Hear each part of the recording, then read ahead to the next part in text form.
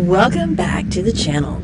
With our first ever track day in the books, we wanted to share our experiences and, spoiler alert, it's positive all around. First off, you don't need a special bike or special preparations in order to participate. Point in case is the Moto Guzzi V100, by no means a track bike. All we did was an oil change for the engine and shaft drive to be on the safe side. The tires had 2,500 miles on them, and we elected to leave the original OEM brake fluid in place. Starting point was the first-timer beginner group, with a moderate pace at first that progressed throughout the day. At no point did it feel that the bike was not up for the task at hand. The organization here in Texas is called Ride Smart, and they are priding themselves that they are a school first and foremost. We did 6 20-minute sessions throughout the day with 15-minute classroom sessions before each time we hit the track. Overall, even as a seasoned rider in Mr. Gio's case, it was very informational and there is always something to learn and pick up. Each participant also got one session where an instructor would ride behind you while filming and then go over the good and the bad after the session. Again, very helpful as you get to see firsthand how you did on the track. As for the general proceedings, it seemed initially like a daunting task reading through all the do's and don'ts for track days, but in reality, it was rather easy to get going. To give you an idea, we showed up at the track at 6:45 a.m., set up our little canopy, taped up the bikes, and went straight to the tech inspection. If your bike is in good condition for the road, there's nothing to worry about. It is done in 2 to 3 minutes. Registration was a breeze as well. All we had to do was sign a few online waivers, and that was it.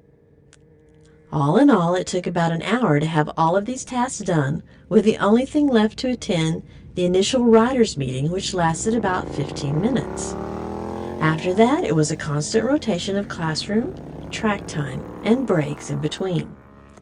If you need help or have questions, everyone was very friendly and willing to help or answer the questions. There were also vendors for suspension setups, tires, and gear if needed. As you can probably tell by now, we had a great time and we'll be back for more. The plan for next year is for both of us to attend at the same time. That's right, couples goals. As far as the bikes are concerned, there were 2 big takeaways. First, the Moto Guzzi V100, despite its weight and touring setup, was a joy to ride and had no problem keeping up. Its biggest letdown was the somewhat clunky quickshifter, and Mr. Gio subsequently reduced its usage. Compared to the Aprilia and BMW especially, the brakes on the V100 felt the least confidence-inspiring, but again, given the overall mass that has to be slowed down, somewhat expected. The Aprilia Tuono 660 factory performed as expected.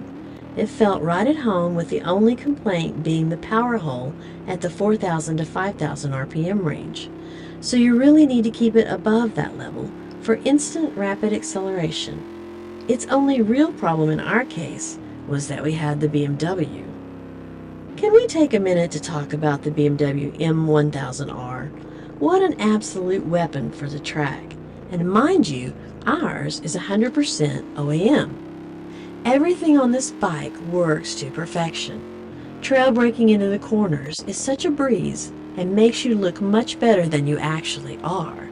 The rapid acceleration is out of this world, with the front wheel lifting ever so slightly while the electronic nannies do their thing in the background. It is literally a drug on 2 wheels that you just can't get enough of. The same can be said for its quick shifter, 100% perfection and a pure joy to operate. Overall, our favorite bike of the day. Of course, now we can't wait to take the Ducati and the Kawasaki and see how they compare. So stay tuned for that, as there is one more track date this year in November, and hopefully the weather will cooperate as we are planning on attending. As always, keep it on 2, be safe, and we will see you in the next one. Bye!